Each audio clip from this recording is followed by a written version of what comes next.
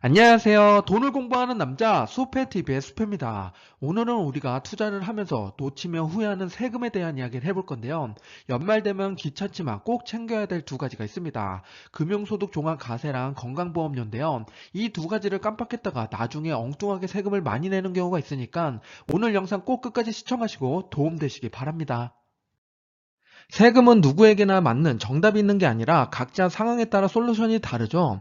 크게 두 가지로 나눠서 볼 수 있는데요. 금융소득만 있는 투자자가 있고 금융소득 플러스 알파로 사업을 하거나 직장을 다니면서 소득이 발생되는 투자자가 있습니다. 이 두 가지로 크게 나눠서 볼 건데요. 오늘 영상만 보면 모든 상황에 대한 답을 찾아볼 수 있습니다. 걱정 말고 끝까지 시청만 하시면 법무사 비용 못지않는 꿀 정보를 얻어가실 수 있습니다. 시작 전에 이런 영상을 계속 받아보고 싶으시다면 구독과 좋아요 그리고 따뜻한 공유 부탁드립니다. 여러분의 관심이 저를 행복하게 합니다. 감사합니다. 금융소득이라고 하면 보통 배당과 이자를 말하는데요. 그게 2천만 원 넘고 안 넘고를 기준으로 삼습니다. 우선 넘지 않으면 추가 세금이 없죠. 우리가 지금 계좌에 꽂히는 돈, 그게 바로 배당소득세를 제외하고 나오는 돈입니다. 그래서 추가로 납부할 게 없는데 2천만 원이 넘게 되면 종합소득 과세 대상이 되면서 세금 폭탄을 맞는다. 이렇게 알고 계신 분이 있습니다. 정답부터 말씀드리면 우선은 폭탄은 아니고 아주 조금 올라가게 됩니다. 사람마다 다르니까 어떤 상황에 더 많이 내고 덜 내는지 그걸 알아야 내 상황에 적용해 볼 수 있으니까 뒤에 사례를 꼭 참고하시기 바랍니다. 종합소득세는 많이 벌면 벌수록 돈을 많이 내라, 세금을 내라는 이야기인데요. 그래서 금액별로 세금이 다르고 점점 올라갑니다. 10억 이상 벌게 되면 45%를 내야 되고 내가 한 6억 정도 벌었다. 5에서 10억 사이는 42%를 내야 됩니다. 그 밑에 보면 3,540만 원이라고 써 있잖아요. 이건 누진공제라고 해서 내가 5억을 벌었다 하더라도 1,000만 원 벌었을 때도 42% 내면 너무 배 아프죠. 그래서 내가 1,000만 원 벌었을 때는 요 앞에 6%에 해당이 되니까 그 퍼센테이지만 내면 된다. 그래서 공제금을 빼주겠다 해서 그 금액만큼 감안해 주는 겁니다. 이런 식으로 생각하면 1,200만 원, 15%니까 배당소득세 수준이죠. 이 정도면 그래도 배당소득세랑 비슷하다. 그 이상 넘어가면 좀 높아진다라고 생각해 주시는 게 좋습니다. 이제부터 앞에서 말씀드린 금융소득만 있는 사람과 금융소득 플러스 근로소득 혹은 사업소득 있는 사람으로 나눠서 세금이 어떻게 달라지는지 보겠습니다. 첫 번째는 금융소득자인데요. 사업이나 근로소득 없이 배당만으로 혹은 이자만으로 삶을 유지하고 있는 분인데요. 저도 궁극적인 목적이 경제적 자유이기 때문에 1번에 해당하려고 노력하고 있습니다. 배당만 받았을 때 어떤 세금을 내게 되냐? 종합과세랑 분리과세 중에 큰 금액에 해당되는 걸 내게 됩니다. 아래에 있는 분리과세는 우리가 배당소득세라고 배당 금액에서 15%를 제외하고 은행에 꽂히게 되죠. 이미 내고 있는 세금입니다. 그리고 종합과세는 앞에서 봤던 것처럼 과세 표준에 의해서 계산이 되는데요. 그 둘 중에 큰 금액을 내게 되는데 실제 사례를 뒤에서 한번 볼게요. 이자나 배당 소득으로 3천이랑 7천만 원 벌었을 때 얼마나 세금을 내게 되는지 볼게요. 종합과세랑 분리과세 둘 중에 큰 금액이 설정된다고 말씀드렸는데요. 3천만 원일 때 먼저 보면 종합과세는 2천만 원까지 15% 원래 내는 우리 배당 소득세죠. 거기서 1천만 원이 초과됐으니까 1천만 원에 앞에 과세 표준에서 6%였으니까 이걸 적용하면 360만 원이 됩니다. 그런데 아래 보면 분리과세 배당 소득세로 계산하면 15%에서 450이죠. 분리과세가 더 큽니다. 이랬을 때는 그냥 배당소득세 낸 걸로 퉁치고 끝납니다. 그리고 밑에 7천만 원 더 큰 금액인데요. 이렇게 됐을 때 종합과세는 24%에 해당되죠. 과세 표준이 24%입니다. 그리고 공제받은 금액 522만 원을 빼면은 978만 원을 내게 되어 있고 아래에 있는 분리과세 배당소득세죠. 7천만 원에 15% 하면 1,050만 원입니다. 이걸 보더라도 역시나 분리과세가 높죠. 배당소득세가 더 큽니다. 이랬을 때는 당연히 배당소득세 낸 걸로 끝나게 됩니다. 3천을 받나 7천을 받나 모두 다 배당소득세를 끝내게 되어 있죠. 7천만 원이라고 하면 매달 580만 원 정도를 받아야 된다는 건데 그 이상 받는 분들도 힘드시죠. 그래서 우리가 500만 원 넘지 않는다면 그냥 금융소득만 있으면 추가로 내는 세금은 없다는 겁니다. 금융소득만 있는 분들은 배당에 대해서 그렇게 걱정 안 하셔도 됩니다. 세금 폭탄이라고 하는 거는 우리가 사업소득이라든지 근로소득이 있는 분들이 하는 거고, 나는 배당만 받고 있다, 이자만 받고 있다면 큰 걱정 안 하셔도 됩니다. 정확히 계산하기 위해서 해외에 투자했을 때는 7,800까지, 국내에 투자했을 때는 7,200까지 받을 수 있습니다. 이 이상 넘어가게 되면은 우리가 배당소득세보다 과세표준이 더 높아져서 세금을 추가로 내야 되니까 이 밑으로 계산하는 게 좋습니다. 내가 매달 600만 원 넘게 배당을 받을 일이 많지 않겠죠. 그래서 우리가 금융소득만 있다면 배당에 대한 세금 걱정 안 하셔도 됩니다. 이제부터 조금 더 계산을 해봐야 되는데요. 금융소득 플러스 근로랑 사업소득이 있는 경우를 보겠습니다. 이 경우는 금액에 따라서 좀 달라지니까 두 가지를 볼 건데요. 첫 번째는 배당소득이 3천만 원이고 근로소득이 5천만 원일 때 총 합쳐서 8천만 원의 소득이 있는 거죠. 이랬을 때 세금이 어떻게 달라지는지 보겠습니다. 우선 첫 번째로 배당이 분리과세로 2천만 원 들어가게 되죠. 그리고 나서 1천만 원이 종합과세에 들어가게 됩니다. 그래서 사업소득, 근로소득 플러스 1천만 원이라고 보시면 되고 6천만 원이 되는데요. 이 6천만 원은 앞에서 과세표준에 6천만 원에 해당하는 세율이 얼마인지 보고 계산하면 되겠죠. 바로 뒤에서 볼게요. 종합과세 대상이 6천만 원이었죠.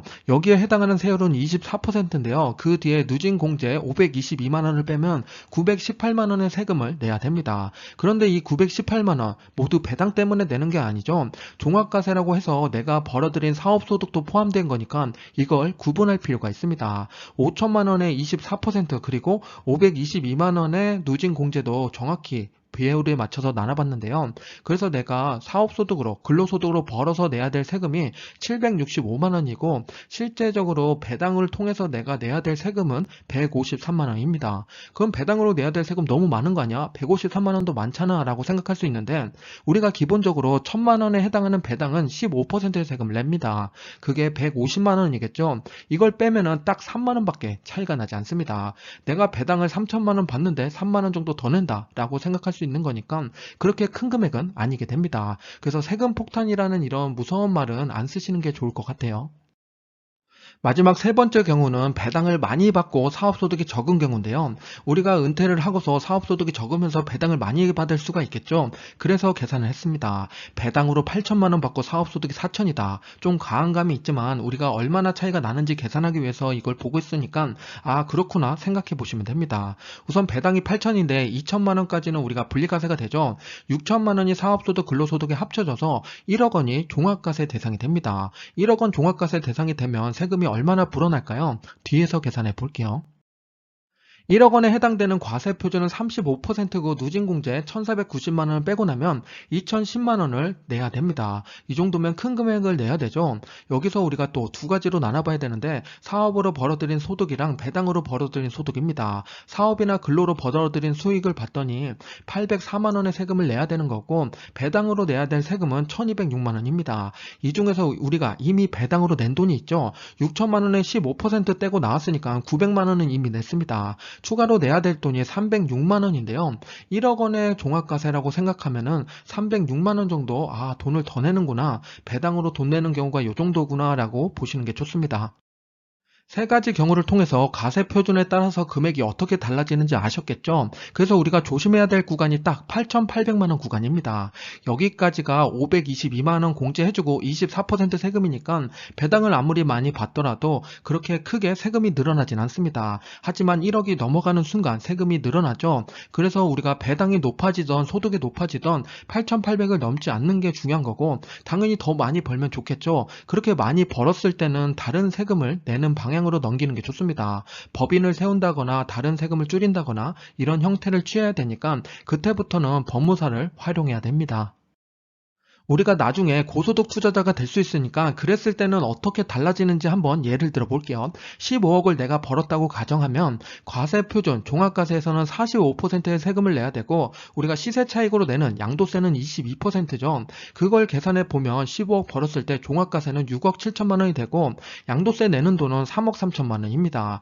내가 배당으로 벌어들인 돈에서 더 많은 세금을 내야 되니까 이때는 배당보다 양도세, 시세 차익을 노리는 게 더 괜찮은 투자가 됩니다. 그래서 금액을 많이 투자하시는 분들은 배당보다 성장에 더 투자하는 사람들도 많으니까 이거를 어떻게 밸런스 있게 투자하느냐도 중요한 투자 관건입니다.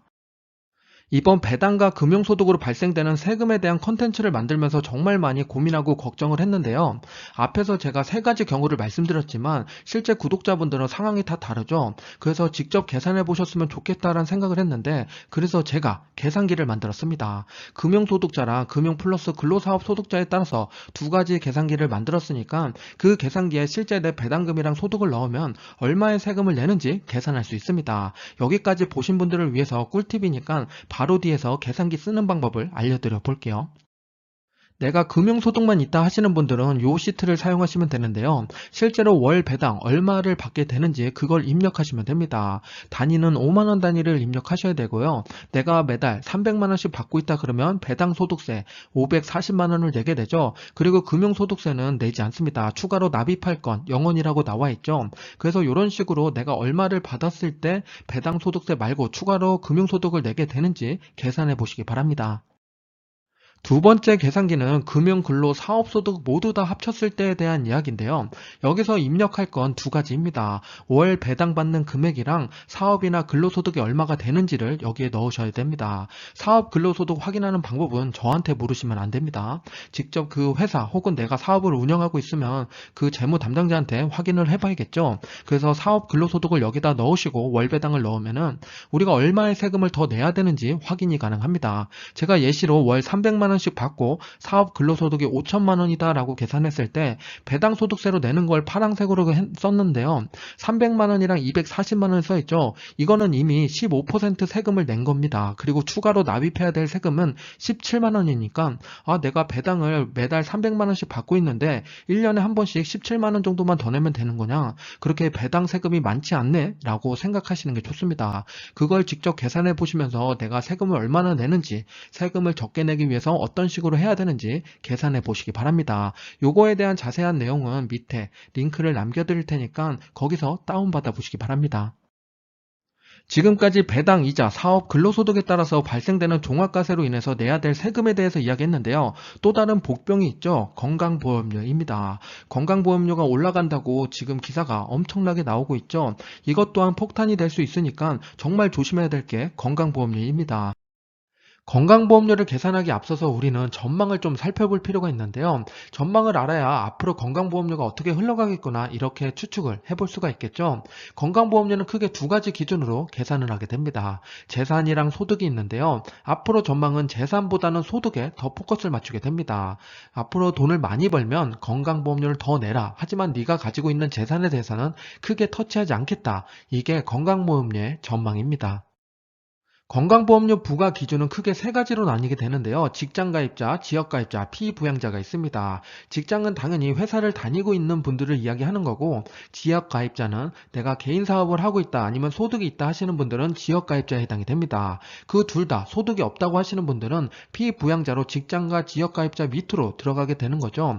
각각을 간단히 계산해 보면 직장가입자는 소득에서 6.99%를 계산합니다. 개인이 반을 내고 회사가 반을 내줘서 직장가입자는 부담이 좀 덜하죠. 하지만 지역가입자는 소득 플러스 재산까지 다 더한 다음에 그걸 점수화해서 205.3원을 곱한 게 건보료 계산 방법입니다. 그리고 개인이 100% 내니까 지역가입자가 돈을 많이 내는 구조죠. 피부양자는 0원 아예 내지 않습니다. 그 밑으로 들어가 있는데 직장가입자랑 지역가입자 밑으로 들어간 건데요. 그런데 여기서 우리가 조심해야 될 건 피부양자 자격에서 박탈이 된다면 지역가입자에 해당이 되고 그러면 지역가입자가 내는 만큼 똑같이 내야 됩니다. 그럼 피부양자 혜택이 어떻게 바뀌는지 지금부터 볼게요. 피부양자 자격 조건을 볼게요. 소득이랑 재산으로 나눠서 볼 수가 있는데요. 소득 측면에서는 연소득이 2천만 원 초과했다. 그러면 피부양자에서 자격 박탈되게 됩니다. 당연히 다른 소득, 사업이나 임대소득이 있으면 피부양자 자격 조건이 안 되겠죠. 그리고 재산 측면으로 넘어오면 내가 아파트 한 채를 보유하고 있는데 과세 표준으로 5.4억 원을 초과한다. 여기서 5.4억이라는 건 과세 표준이니까 보통 아파트 시세로 10억 정도라고 보시면 됩니다. 시세의 40에서 50% 50%가 가세 표준 정도가 되니까 내가 10억이 넘는 아파트에 살면서 연소득이 2천만 원이다. 그러면은 1,500만 되더라도 피부양자에서 자격을 박탈되게 됩니다. 그러니까 내가 여기서 연소득이라는 건 배당도 포함되니까 내가 재산이 없다. 근데 연소득이 2천만 원 이하다. 배당이 2천만 원 이하다. 그러면 피부양자 안에 들어가는 건데 내가 재산이 5.4억 원이 넘는 아파트를 가지고 있는데 배당이 1,200만 원 받고 있다. 그러면 피부양자 자격에서 박탈되게 됩니다. 그렇기 때문에 내 재산이 있는지 없는지를 꼭 체크해 보는 게 중요하고요. 추가로 한 가지 더 봐야 될 것 중에 하나가 임대소득 없을 것이라고 하는데 이게 아예 없는 게 아니라 일정 금액 이하까지는 봐주는 게 있습니다. 바로 뒤에서 한번 계산해 볼게요. 예를 들어서 피부양자가 임대소득을 360만원 받는다고 볼게요. 월 30만원짜리 월세인데요. 이거를 계산해 보면 임대소득 적용식이 있습니다. 임대소득에서 필요경비라고 나가는 것들이 있죠. 그걸 50% 한 다음에 마이너스 200을 하는 게 공제금액입니다. 그래서 360에서 50%에 200만원을 빼면 20만원이 남죠. 그렇기 때문에 우리가 이 비용으로 다 지불했으니 이게 소득이 없는 거다라고 생각하게 됩니다. 그래서 연 400만원까지 월세로 따지면 월 33만원까지는 피부양자 자격에 들어가는 조건이 됩니다. 이걸 다 비용으로 처리할 수 있는 금액이니까 이렇게 나오는 거고 우리가 가끔씩 반월세 반전세를 보게 되면 월 30만원 이렇게 맞추는 게 여기에 해당이 되는 겁니다. 이거는 사업자를 내지 않았을 때 경우고 사업자 등록을 해놨을 경우는 60%에 400만원까지 적용이 되니까 임대소득 적용식을 따로 적용해 보셔야 됩니다. 피부양자 자격 조건을 간단히 한번 표로 정리해 볼 건데요. 자산과 소득, 가로와 세로축으로 났고 기존까지 받았던 피부양자 자격 조건은 이렇게 회색 음영으로 표시가 돼 있었는데요. 자산도 원래는 5.4억이 아니라 3.6억까지 내렸다가 다시 너무 반발이 심해서 5.4억까지 올렸고요. 그래서 자산은 변동이 없습니다. 하지만 소득 구분에서 3,400에서 2천만 원까지 내렸는데요. 그래서 이 윗부분에 해당되시는 분들은 피부양자 자격이었는데 이번부터 박탈되게 됩니다. 그래서 지역가입자로 들어와서 건강보험료를 내지 않았던 분들이 건강보험료를 내는 경우가 생기게 되는 건데요. 그놈의 소득이 뭔지 꼭 체크해 봐야겠죠.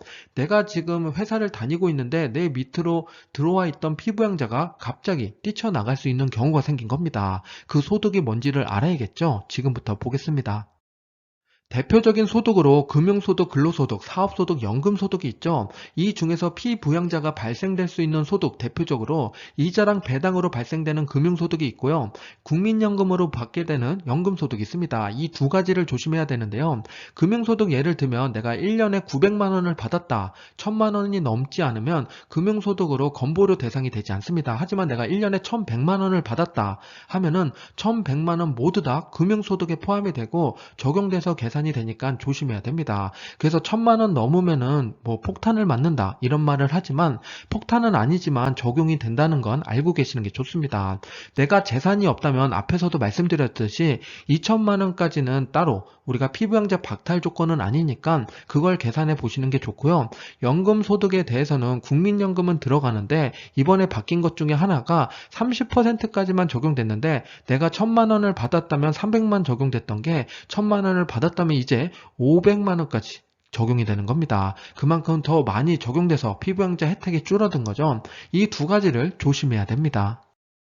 앞에서 공적연금이 30에서 50% 올라가서 제가 안 좋다는 식으로 말씀을 드렸는데요. 실제로 계산하면 그렇지는 않습니다. 적용 사례를 한번 볼게요. 내가 국민연금을 1,200만 원을 1년에 받았다. 그러면은 기존에는 30% 등급제를 적용해서 360만 원이 적용됐는데 이번에는 정률제를 적용하면서 50%로 올랐죠. 그래서 600만 원이 적용이 됩니다. 적용되는 금액은 커졌지만 계산식을 넣어보면 오히려 돈이 조금씩 줄어들게 됩니다. 그래서 지금 360만 원은 186점을 받게 되고 205.3원을 곱해야 됩니다. 그랬을 때 38,000원을 내야 되는 게 건보료였는데 이번에 개편된 건 정률식으로 넘어가면서 600만 원이지만 정률제 6.99%를 곱하게 됩니다. 그래서 12개월을 곱하면 35,000원을 냅니다. 그래서 7.9% 정도 더 하락하게 되는 거고요. 실제로 이런 경우 때문에 이번에 건보료가 내려가신 분들도 계실 겁니다. 피부양자를 봤으니까 이제 직장가입자로 넘어와 볼게요. 직장가입자는 월 보수액 보험료랑 장기 요양 보험료에서 두 가지를 내게 됩니다. 이거를 다 더한 다음에 개인이랑 회사가 5대5로 나눠서 내는 건데요. 그런데 직장가입자도 이거 외 수익이 발생될 수가 있겠죠. 요즘에 투자를 많이 하다 보니까 소득이 발생합니다. 금융소득부터 시작해서 다양한 소득이 있는데요. 추가로 내가 사업을 하고 있다면 당연히 사업소득도 발생됩니다. 이 소득에 대해서는 따로 개인이 100%를 내야 되는 게 직장 가입자인데요. 직장 가입자라 하더라도 회사에서 내주는 건 회사 것만 내주는 거니까 착오 없으시기 바랍니다. 그럼 우리는 이 외, 직장 외 수익을 가지고서 어떻게 바뀐 건지 체크해 봐야 됩니다. 직장 가입자는 내가 벌고 있는 월급 외의 소득으로 3,400만 원까지는 건보료 대상이 아니었습니다. 그런데 이번에 개편하면서 2천만 원까지 내려오게 된 거죠. 앞으로 우리 취지가 건보료는 소득이 많아지면 많아질수록 돈을 더 내라 이거니까 급여 외 소득이 높으면은 돈을 내라는 겁니다. 여기에 해당되는 사람이 45만 명으로 측정이 되고 있는데요. 기존에 내가 내고 있던 건보료가 33만 8천 원이라면 이걸로 인해서 더 내야 될 사람들은 38만 9천 원으로 증가하게 되는 겁니다. 매달 5만 원씩 돈을 더 내야 되는 거니까 안타까운 현상인데요. 그러면 이 급여 외 소득 어떻게 되어 있는지 지금부터 볼게요. 이 영상을 보고 계시는 분들은 대부분 해외 주식 투자하시는 분들이 많으니까 금융소득에 포함되고 미포함되는 내용을 살펴볼게요. 이거 헷갈려 하시는 분들이 많은데요. 오늘 한번 짚고 넘어가시면 좋습니다. 해외 직접 투자하면 애플에 투자했다. 그랬을 때 시세 차익을 노리기도 하지만 애플 배당도 주죠. 시세 차익 같은 경우는 시세 차익으로 인해서 우리가 양도소득세 22%를 내게 됩니다.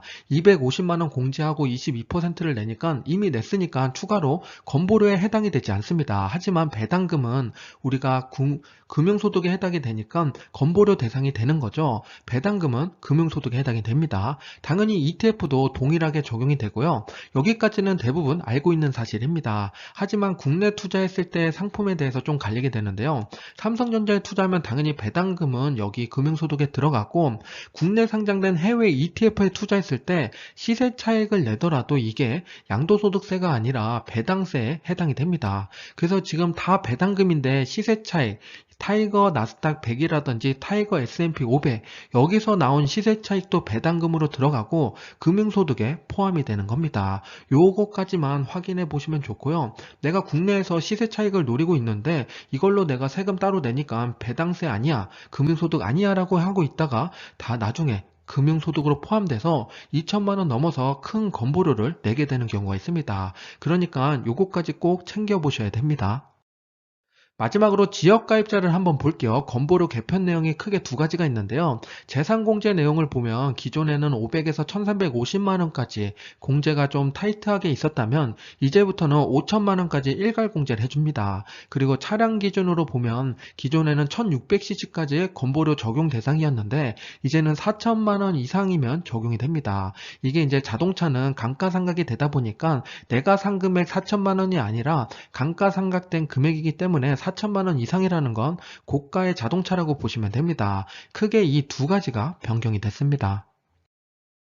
지금까지 변경된 내용을 말씀을 드렸는데요. 그렇다 하더라도 내 기준에 맞게 직접 계산해 보는 게 가장 중요합니다. 그 방법을 말씀드려 보면 국민건강보험 사이트에 들어가면 이런 화면이 뜨고요. 오른쪽에 보면 보험료 계산이라고 있습니다. 이걸 누르고 나면 오른쪽 같이 이런 화면이 뜨고 여기에 보면 지역가입자랑 직장가입자 보험료 계산하는 방식이 있습니다. 이걸 상세를 눌러서 클릭하면은 소득 금액이랑 재산 금액 혹은 자동차를 기입하고 계산하기를 클릭하면 내 건보료를 확인해 볼 수 있습니다. 이거 말고 지금 내고 있는 건보료로 확인이 되고 내가 앞으로 낼 건보료도 미리 계산해 볼 수 있으니까 그 차익을 계산해 본 다음에 내가 어떤 전략을 짜야겠다 이런 생각을 하시는 게 좋습니다. 지금까지 건보료를 말씀드렸는데요. 각각의 조건에 따라서 조금씩 달랐죠. 내 상황에 맞는 전략을 펼쳐야 됩니다. 그리고 피부양자 자격이 있는 분들은 내가 피부양자를 벗어나지 않기, 탈락되지 않기 위해서 어떻게 해야 되는지 꼭 체크해 봐야겠죠. 제가 지금부터 간단히 시뮬레이션을 하나씩 돌려볼 테니까 내 사례에 해당되는 게 뭔지 체크한 다음에 전략을 짜보시기 바랍니다. 직장 가입자를 먼저 볼게요. 매달 300만 원씩 월급을 받고 있는데 추가로 금융소득이 있다. 이랬을 때 2천만 원이랑 2,400만 원을 계산해 보겠습니다. 앞에서 말씀드린 게 제가 2천만 원까지는 금융소득으로 공제되기 때문에 추가로 내는 돈이 없다고 했죠. 그래서 2천만 원 배당을 받아도 건보료 기존 금액 그대로 11만 7,710원을 내게 됩니다. 월급에서 공제되는 그대로니까 추가로 내는 돈이 없는데요. 그런데 2천만 원 초과하게 되는 순간부터 건보료 대상이 됩니다. 금융소득이 올라가니까 당연히 건보료에 들어가게 되는 거고, 그 금액을 계산해 봤더니 14만 3,850원까지 증가하게 됩니다. 매달 2만 6천 원씩 더 내는 거고 1년으로 따지면 31만 원을 더 내는 겁니다. 증가폭이 22%니까 낮은 금액이 아닌 거죠. 그래서 우리는 2천만 원을 넘지 말라, 혹은 월 166만 원에 맞춰야 된다라는 얘기가 여기서 나오는 겁니다. 그런데 여기서 우리가 추가로 계산해 볼 거는 요 배당금이라고 하는 거, 금융소득이라고 하는 거는 이자, 배당금, 그리고 공적연금에 해당하는 국민연금도 포함이 됩니다. 하지만 들어가지 않는 자산이 하나 있는데요. 연금저축펀드입니다. 연금저축펀드로 제가 ETF에 투자하고 있는데 그게 나중에 저는 100에서 150 정도 받는다. 그러면은 여기서 150, 그리고 연금저축에서 150, 그럼 300만 원을 받게 되죠. 건보료를 추가로 내지 않으면서 300만 원을 만들 수 있는 구조입니다. 이런 식으로 투자 전략을 짜보는 것도 방법입니다. 피부양자 사례를 볼게요. 피부양자는 피부양자에서 탈락되지 않는 조건을 가져가는 게 중요한 거죠. 그래서 재산과 소득으로 나뉘게 되는데, 재산에서는 과세 표준으로 5.4억이라고 말씀을 드렸죠. 시세로 따지면 한 10억 정도, 10억에서 11억 정도 되는 아파트라고 보시면 됩니다. 내가 10억 정도 되는 아파트보다 더 비싼 금액의 아파트를 가지고 있다면 연소득이 1,000만 원을 넘어가면 안 됩니다. 이거 넘어가는 순간부터 건보료 대상이 되는 거죠. 피부양자에서 탈락되게 됩니다. 연소득 1,000만 원이 뭔가 계산해보면, 배당을 500만 원 받고 국민연금으로 1,000만 원을 받고 있다. 이러면 우리가 1,500이라고 계산할 수가 있는데요. 1,500이 아니라 공적연금에 대해서는 50% 적용된다고 했죠. 1,000만 원이 아니라 500만 원으로 적용이 되고, 국민연금에서 배당과 다 더하면 여기서 1,000만 원입니다. 그래서 배당 500, 국민연금 1,000만 원이면 연소득 1,000만 원 이하니까 피부양자에서 박탈되지 않는 겁니다. 그런데 이 금액보다 더 높아진다면 박탈이 되는 거죠. 그리고 우리가 5.4억보다 더 낮은 과세 표준을 갖고 있는 아파트가 있다면 연소득 2천만 원 이하이면 됩니다. 2천만 원이라는 건 똑같은 기준으로 보면 배당금은 1,000만 원까지 받고 국민연금은 2천만 원까지 받을 수 있는 조건입니다. 이런 식으로 내가 재산이 얼마가 있고 소득이 얼마냐에 따라서 달라지는 거니까 개인 상황에 따라서 맞춰보시길 바랍니다. 마지막 세 번째로 지역가입자를 볼게요. 사업소득으로 연 4천만 원을 벌고 있고 추가로 연금소득으로 연원 500만 원, 1,000만 원을 번다고 가정해 보겠습니다. 이랬을 때 건보료가 달라지게 되는데요. 연금소득이 따로 없다면 건보료가 26만 원 정도 되고, 연금소득이 500만 원이면 27만 7천 원, 연금소득 1,000만 원이면 29만 4천 원이 됩니다. 연금소득이 없을 때보다 1,000만 원을 더 받게 되면은 13% 정도 건보료가 올라간다고 보면 되는데요. 안타깝게도 지역 가입자는 건보료를 속일 수가 없습니다. 소득을 줄일 수도 없고 당연히 사업소득이 더 나와야지 돈을 더 버는 거니까 소득이 많은 만큼 건보료를 많이 낼 수밖에 없는 거죠. 이랬을 때 우리가 조심해야 될 거는 연금소득이라든지 금융소득을 늘리는 게 아니라 앞에서 말씀드렸듯이 연금저축펀드라든지 이런 소득에 들어가지 않는 자산을 갖고 있는 게 중요합니다. 지금까지 각 조건에 맞춰서 건강보험료가 어떻게 계산되는지 말씀을 드렸는데요. 이전 영상에서는 금융소득 종합과세 계산하는 방법을 말씀드렸습니다. 그 계산기는 아래 링크를 남겨드릴 테니까 참고해 보시길 바라고요. 금융소득만 받는다면 피부양자에 해당이 되는 거고, 금융근로사업소득이 있다면 지역가입자 혹은 직장가입자가 해당이 되니까 내 조건에 맞는 금융소득을 꼭 계산해 보시고 투자에 적용하시기 바랍니다. 지금까지 수피였습니다. 감사합니다. 성공 투자하세요.